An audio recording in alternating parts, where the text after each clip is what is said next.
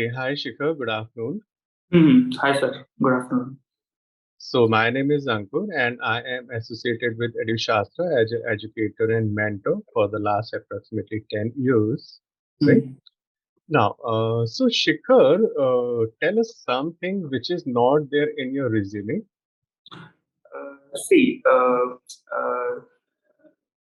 actually, I enjoy reading books there, which are mainly non-fictional. Like I have read a lot of books there, which are covering topics like Middle East, or which are covering like historical topics like say World War One and Two, and even Hmm. recent ones like the China Pakistan access and all. And I do keep myself averse with the recent topics. I am reading Outlook and Frontline magazines quite often Hmm. when I'm free in the office. Okay, and the other thing is I love traveling a lot. Like I uh, I have traveled quite a lot extensively in India, and foreign also. I have visited 3-4 countries. So yeah, that's what. Okay. So Shikhar, I was just going through your resume, your profile, and all the academics, all the internship, training, projects, and now your job. Everything is related to something like satellites. Actually, I didn't get that. I'm saying I have going through your resume and your training, your internship, your job. Everything is related to satellites, Satellites. satellite projects, right? Hmm.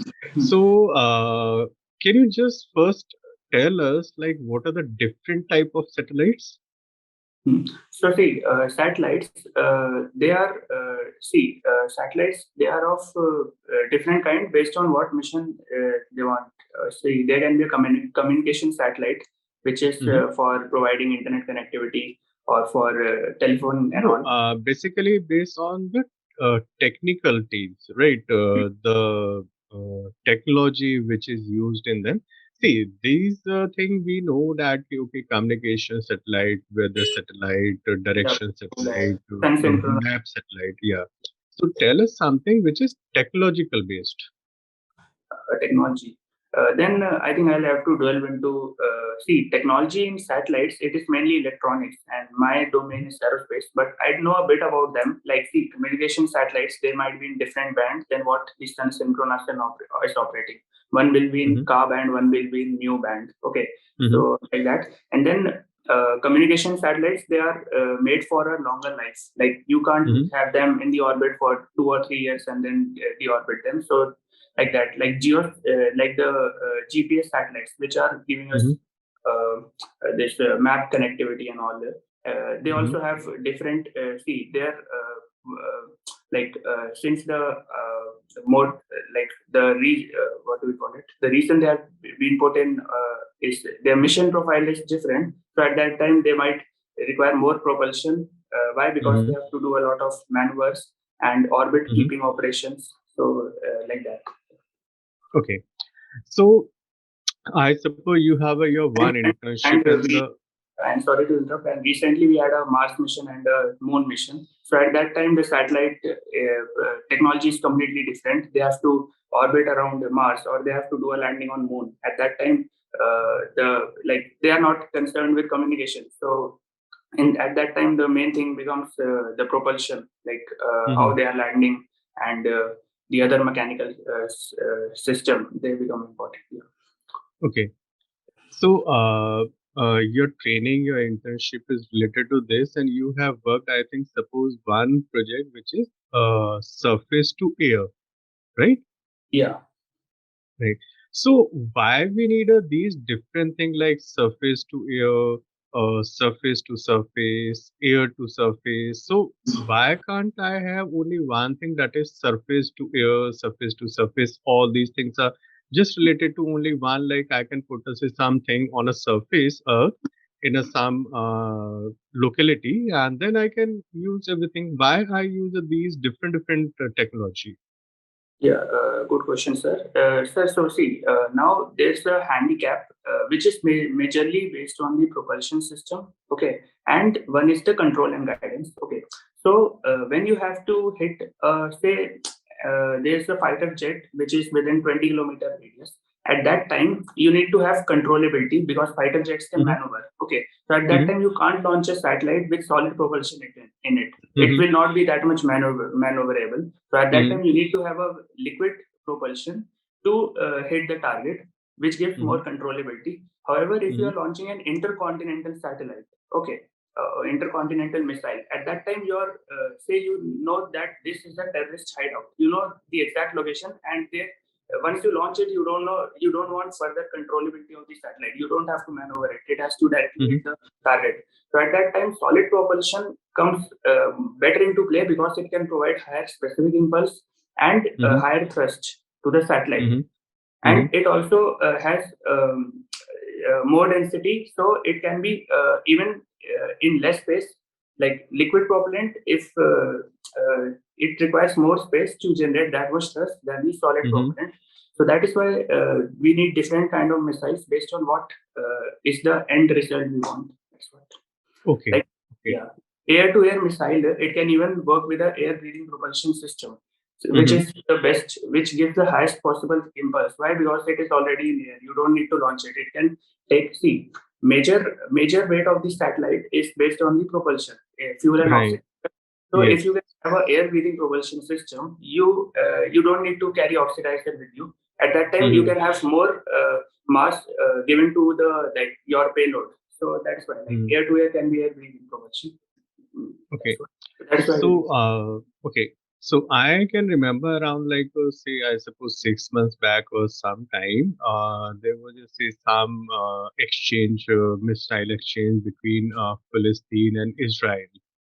Right around 6 months or 10 months back, there was just some exchange of missiles and some power exchange between Palestine and Israel.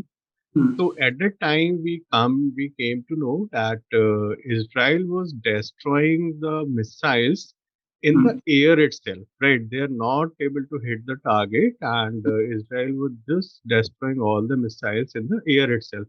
This is Hmm. something like as we have seen in the say the serials which were there on the television, that is like Ramayana and Mahabharata. Huh. So how is this technology works? So see, actually, they have surface-to-air missile Mm-hmm. interceptors. Okay. Mm-hmm. So now that also is not okay. It's not like Israel is destroying all these satellites which Palestine is firing on them. There is Mm-hmm. for every uh, say instrument or machine, I say it's not 100% accurate. It's only Mm-hmm. 95%. So still, you will see Okay. people were getting killed or machine buildings were getting destroyed in Right. okay, so it works on the concept majorly. What these the concept is of this homing concept. Okay, Mm-hmm. so what Mm-hmm. it does is that the interceptor, see Mm-hmm. the missile which is being launched here, it will generate the heat. Okay, and Mm-hmm. the interceptor, how will it intercept the missile? There's no one to guide you. You don't have that much time that a manual person can guide the interceptor towards the missile. So, Mm-hmm. majorly the sensor which is there in the interceptor is heat homing. It sees Mm-hmm. from where heat is coming, and Mm-hmm. towards that it goes and it intercepts the missile. There are other Okay. also like now technology has like what we did for our project. It was a heat homing sensor, but Mm-hmm. there are other also like radar based and yeah, radar based. I have remember. Okay. Okay. No worries. So, Shikhar, just tell us, how will you rate India in the missile system Hmm. across the world on a scale of 1 to 10? See, majorly, we are like our technology is based on reverse engineering of what we procure from Russia. Okay, Mm-hmm. and Mm-hmm. recently we have developed new missiles also. Mm-hmm. Okay, can be reverse engineering with a bit of bit customized to our needs. So I would rate it 7 out of 10. Okay. Okay. Right. So, okay, Shikha. So, say your spare time, or say apart from your all these curriculum studies, what do you do? Do you play some game? Do you like Yeah, watch movies? yeah, actually, I'm quite obsessed with playing pool and snooker. Okay. Mm-hmm. Actually, during my internship time, my friends introduced this game to me, and Mm-hmm. after that, I have been playing it quite regularly. So, like, Mm-hmm. even if I don't have a partner to play with, I just go to the nearby club and practice my Mm-hmm. shots just to improve Mm-hmm. my game. And apart from that, whatever is happening, whatever games are happening in pool and snooker world televised, Mm-hmm. I Mm-hmm. do follow them. Yeah, that's Okay. So, as you're saying that you're practicing your shots and everything, so do you use the say shots or do you follow the Mr. Geet Sethi? Have you like heard this name, Geet Sethi? Geet Sethi. Yeah, I know he Yes. was a very popular Indian snooker player, but Yes. Yes. Yes. Yes. I have seen games of Pankaj Advani, and he too plays. Okay. He doesn't play snooker like he started in between, but he said he Right. wants to focus more on billiards. So he just Okay. 1 to 2 years he was into snooker, then he left it. So Geet Okay. Sethi actually he's like I think from 2000. So I haven't Yes. watched it. Yes. This is basically I can say the first person who introduced these games to Indians, Yeah, yeah. and he was also the say some winners of the some championship also. Yeah, I have heard he was quite popular in snooker. Yes, yes. But you haven't seen anything, read about him, anything? No, only Pankaj Advani's game I've seen. But Geet Sethi, I've Okay. just know he's an Indian snooker player who was Hmm. quite good at the game, but I've not seen the matches. Okay. Okay, sir. Vipul, sir, please. Shikhar, come to in the middle, okay? That camera is not in the middle. Hmm. Yes. Hmm. So, Shikhar, what are the, have you got any interview calls or anything? Yes, I have interview calls from Bangalore, Lucknow, Kozhikode, and Indore. These are the main. And apart from that, I have that CAP, Common Admission Program call also. That's okay. So, Shikhar, how are you in maths? I think maths is is my favorite subject. Okay. So let's start with your favorite first, okay? Can you tell me some unique properties of the number 0 and 1? 0 and 1. So anything you multiply by 1 will be the number itself, and by 0 will be the number 0 itself. Okay, and then unique property. Like in what respect you want unique property? Every respect. Respect. So a number They are can't be called, these number numbers can't. are called special numbers, magic numbers.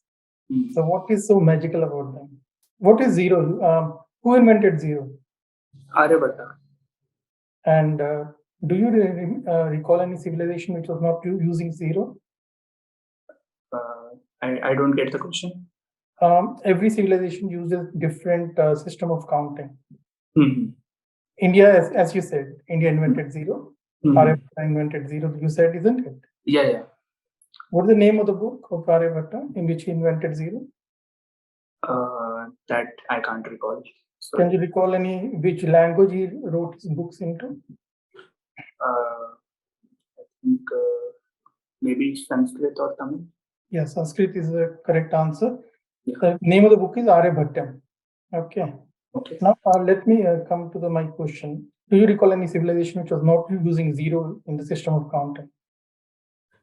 Civilization means at that time or now also? Yeah, I'm talking about that time. Civilization, I think Greeks were not using 0. Romans were not using. So let's say if a system of counting is not using 0 and one is using 0, what can be the difference? What are the implications of having 0 in your number system? So if you want to see, 0 is relative. Like you there. See, if you want to judge someone based on performance, if someone is not doing anything at that time, you can't give him some just for the sake of the. At that time, you further like what do you say?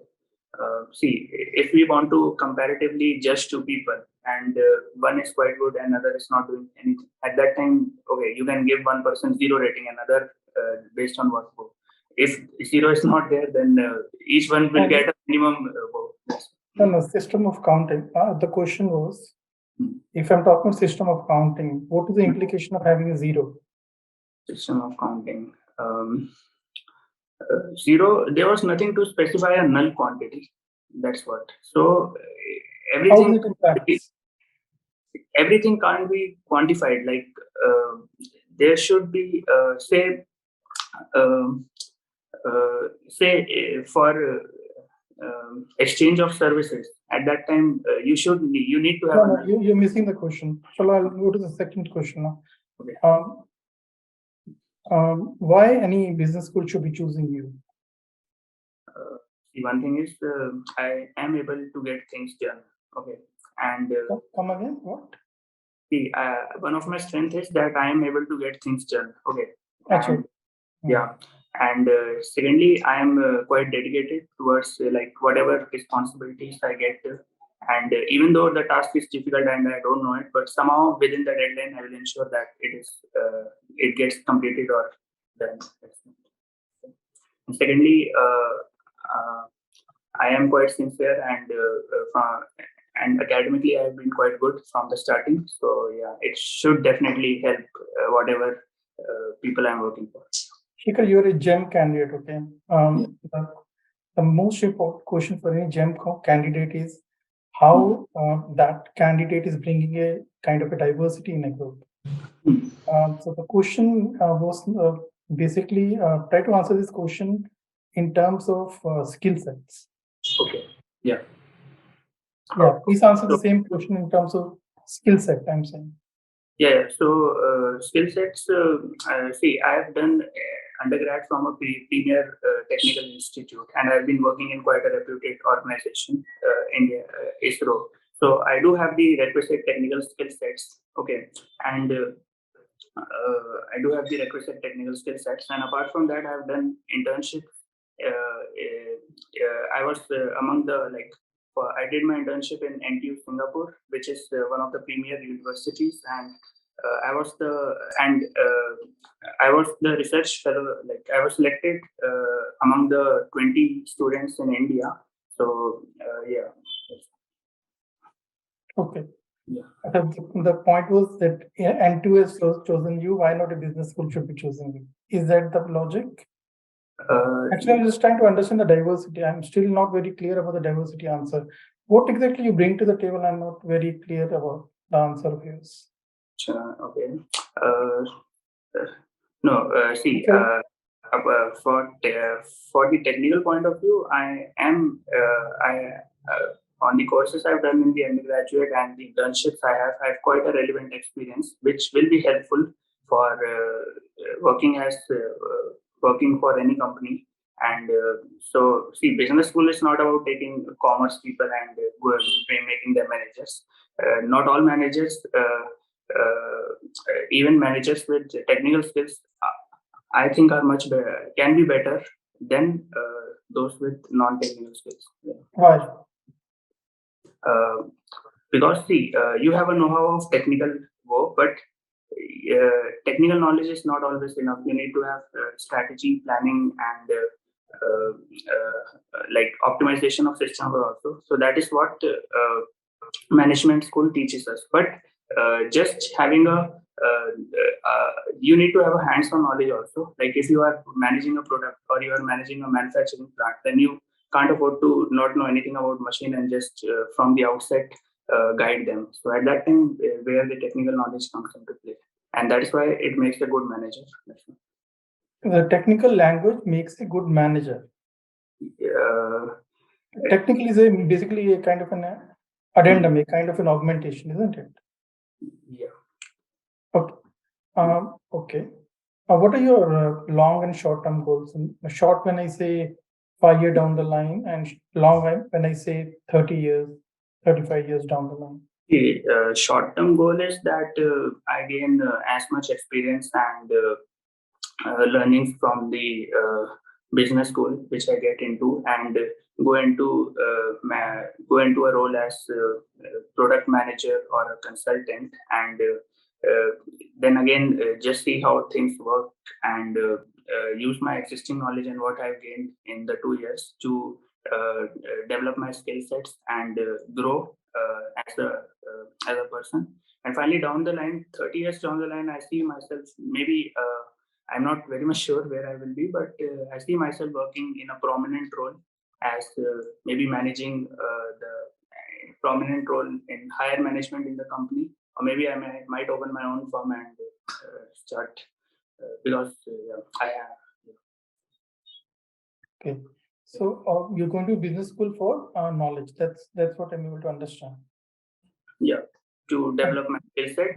Which knowledge you're missing right now? Currently working in the technical domain. Okay, so I'm currently working in the fabrication facility. Okay, so there I have 27 technicians and contract people working under me. Okay, and the main responsibility is to realize and deliver critical systems for the R&D projects of ISRO. Okay, so now fabrication, it is not a one man one machine job. So there, 27 technicians are there and 32 machines are there. So at that time, you need to have a proper strategy, planning, and scheduling, so that not one person is loaded too much or not one machine is sitting idle. Okay. So at that time, even though I'm providing solutions, but I do feel that I may not be providing the best solution. Okay, and a formal education in management might help a lot in actually having confidence on what solutions you are delivering. Okay, so that's why I feel the need. What is the question? Question was business school. You are going for knowledge. Which knowledge? Yeah, this kind of managerial knowledge. Managerial knowledge. Okay. See, Shikhar, you answer things very generalized way. There is nothing called specific answers. You don't have any specific answers for any question. Okay, let me put you very precise question now. You handle a team, as you said. Give me 5 ways in which you motivate a team. 5 ways in which you can motivate a team. Motivate a team. Okay. First of all, how their output aligns with the goals of the company. They need to realize how their output aligns with the goal of the company. Okay. Okay. What they are doing is not. Okay. And second thing is that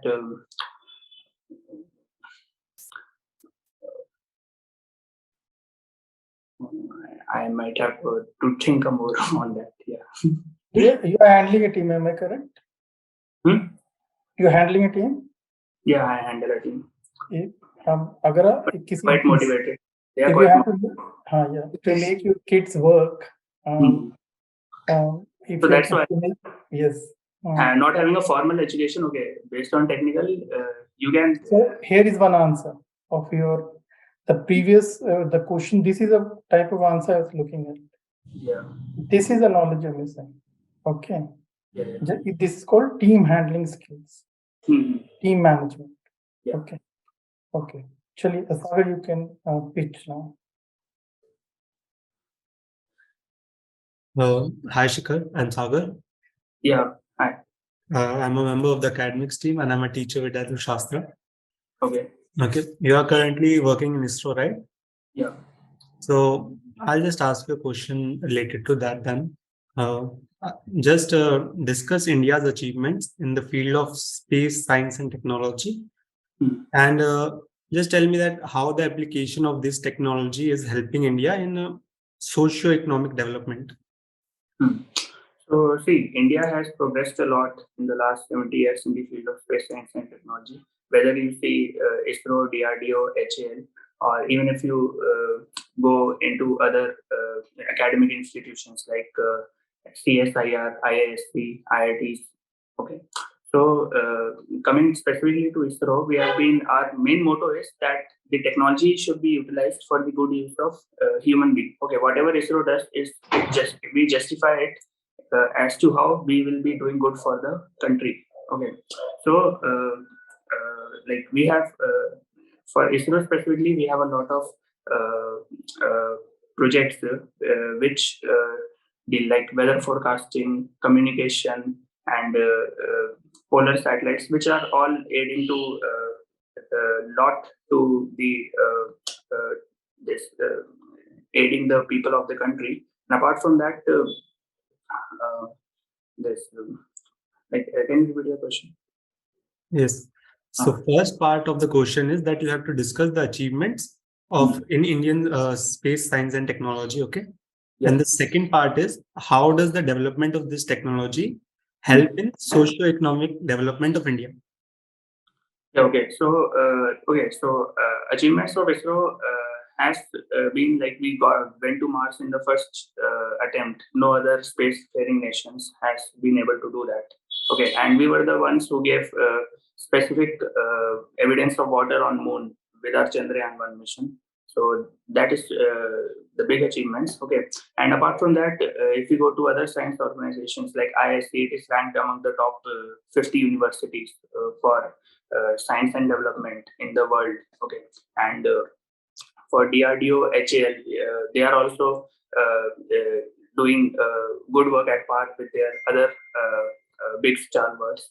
So yeah, and for coming to socio-economic development, so you see now, initially we needed to depend on the foreign help to forecast storms or cyclones coming to our country, but now we are able to do it indigenously. Why? Because of the development of technology, indigenous technology.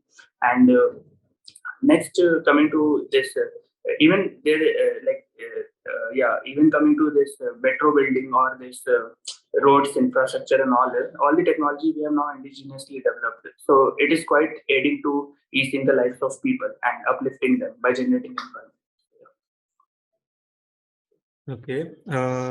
Then I will counter this by saying that that R&D of space and technology is like it takes a huge part of a budget, right? It takes lots of amount of money spent on it. So instead of spending it on R&D for space and technology, why don't we spend it on other ways to uplift the people of the country?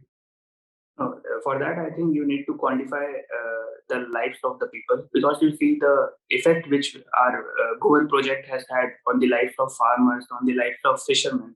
Because now, initially there was no criteria by which we could in advance give an emergency call to fishermen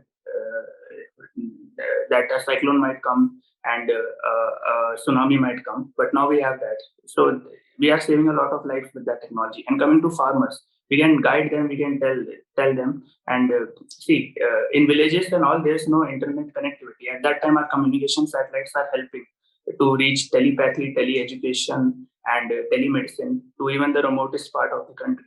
So if you see, we can also, there's a difference between profit making and enhancing the lives of people. So yeah, so ISRO, so our space technology, we have been enhancing life of people without quantifying the without explicitly quantifying what we are working. So okay. Then my next question is that we can say that ISRO has been doing very well, especially in the last decade. Okay, but there is still some distance from if we compare it to NASA. Okay, so let's say how much time do you think it will take ISRO to catch up to that level where NASA is right now, and what are the challenges that are stopping us from getting there? One thing is that we are not behind NASA in every aspect. Like NASA took 5 attempts to reach to Mars. We did it in our first attempt. Okay, and now the biggest hurdle is that one thing is that we started it much later than NASA.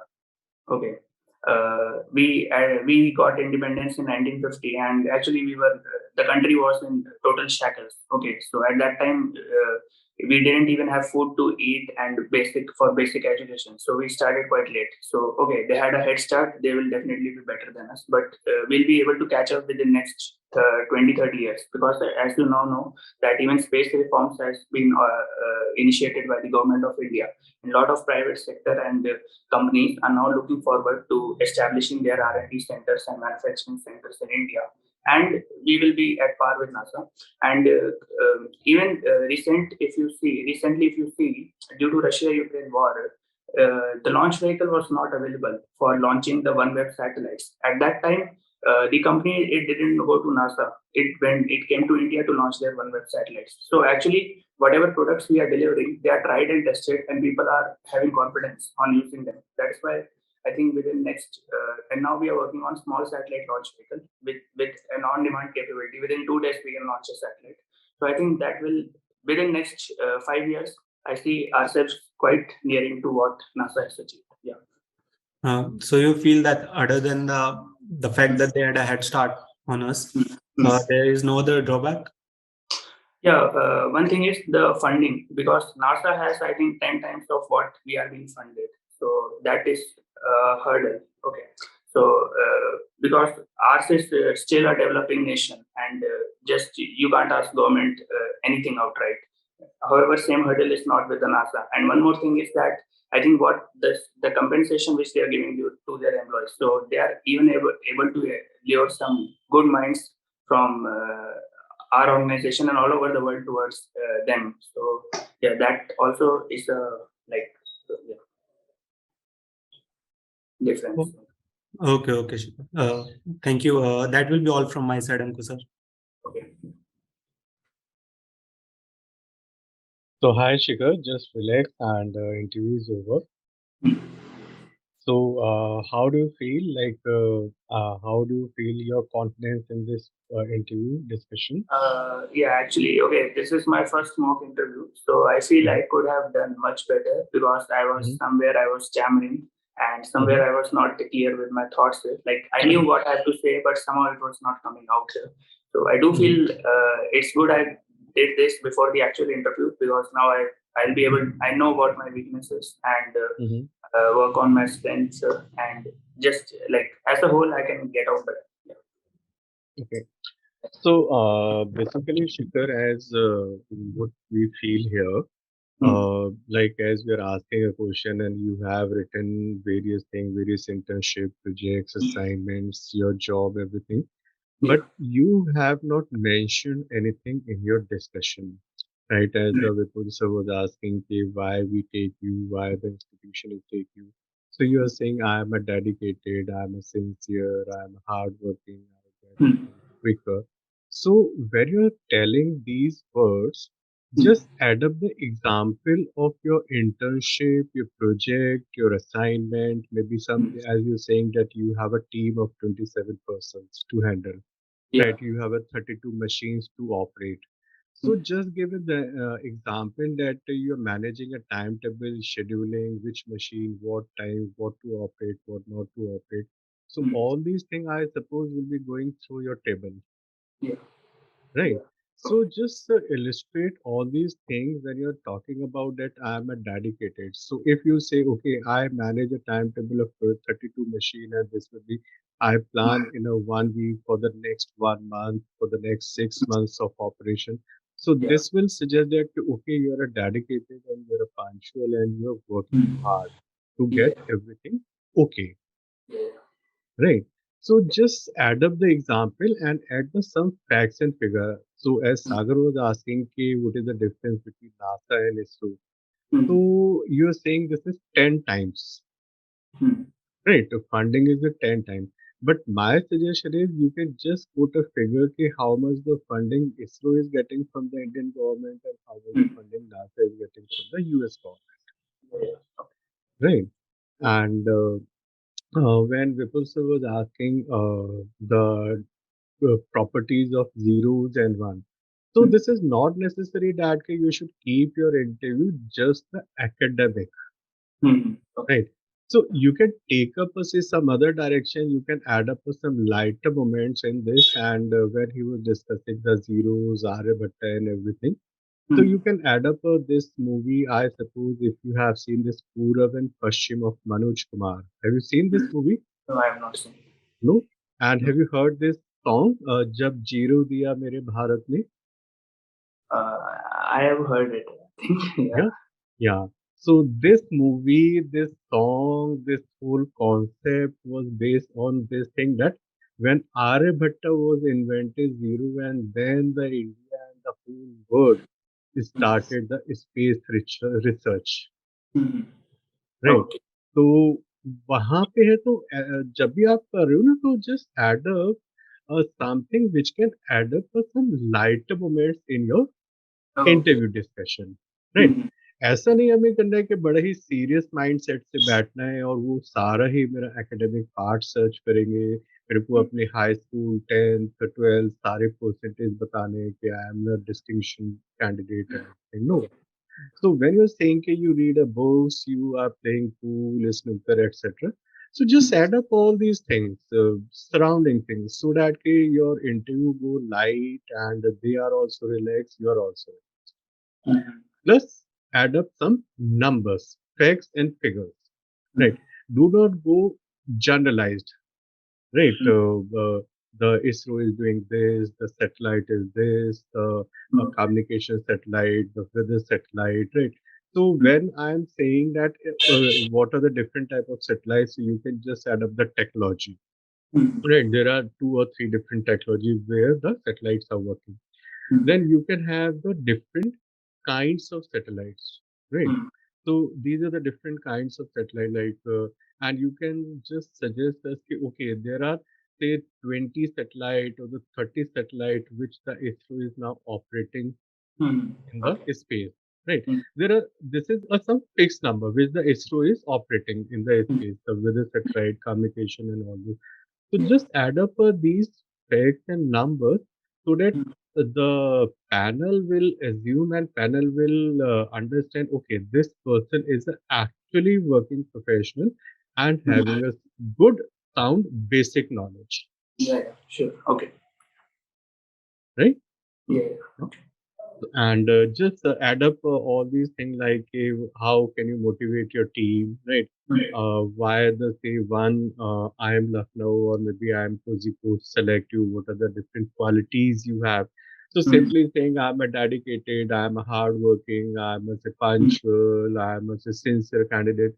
How can you explain, how can you decide that okay, you are a punctual, you are a leadership role, you are a say, sincere candidate, right? Give examples. Sure. And take examples from your internship, from a project, from your job, from your school days. Maybe in a school day you have participated with a say blood donation camp, NCC camps, right? So all those things you can take up from your old schooling days also. Sure, sure. Right? You may be a say perfect, you may be a monitor of the class. So all those things are showing these type of qualities. Okay. Sure, sure. Right. So just gather all those information and add up in your resume and everything will be fine. Yeah, sure. Okay. Right. Yeah, sure. Right? So just prepare, and if you think that you need some more practice sessions, so just let Sagar know and we can arrange further sessions. Yeah, sure, sure. Okay. Right.